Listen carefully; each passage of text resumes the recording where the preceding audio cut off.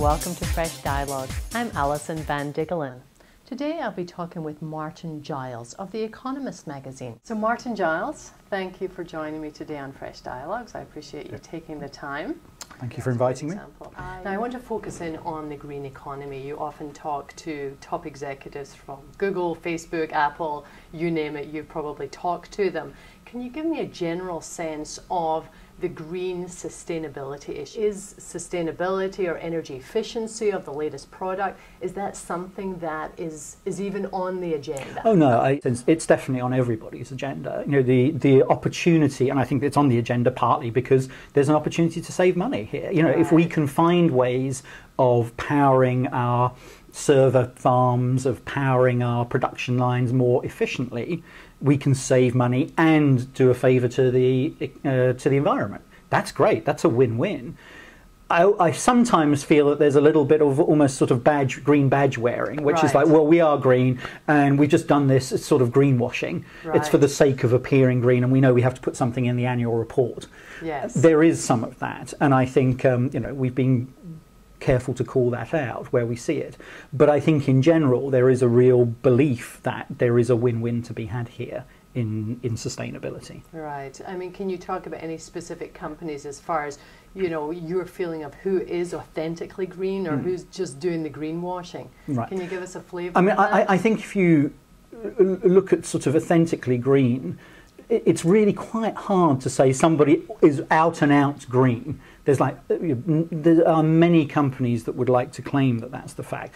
I think there are some who genuinely believe that this is something that's good for them and good for their shareholders. I would call Google out as an example of that, because they are experimenting with ways in which they can minimize the impact that these vast server farms that they have to power the search engine work, and the impact that they have on the economy. And they've been experimenting with different power systems to operate that can actually reduce emissions and various other things. So I think they are genuinely trying. Whether they'll actually get there or not is another question. But and then in terms of calling companies out, I think you have to read my articles in The Economist. I'm not going to name names here, but there are plenty. Right.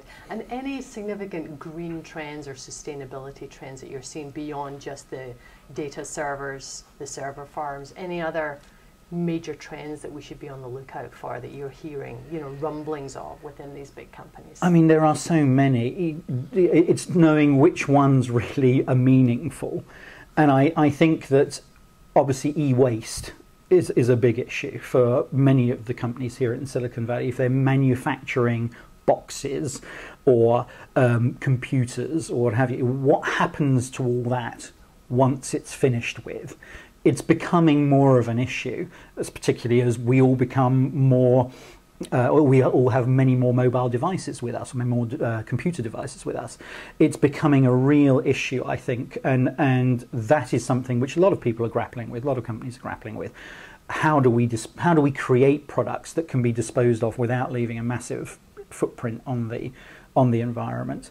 I'd say a second area that I'm hearing more and more about is the opportunity to, you know, harness technology in areas like the smart grid to get electricity into companies at the lowest possible rate, to operate very efficiently through tapping into both using computers to access information about how much energy is being consumed and tapping computers to regulate when energy is pulled from the grid. So that, I think, is going to be and it's classic Silicon Valley. It's technology, IT technology on the one hand, and power on the other. Let's bring them together and create a whole new sort of paradigm for powering. And looking at Arnold Schwarzenegger's legacy, he'll be leaving us shortly as our Governor of California. Can you comment on his green legacy? You know, I think it's It's mixed. I mean, you've got to say, in terms of job creation, which a lot of people have put an emphasis on because of the state of the economy here, I think it's definitely a mixed record. Have some green jobs been created as a result of government initiatives, state government initiatives here? Yes, absolutely, no question about it.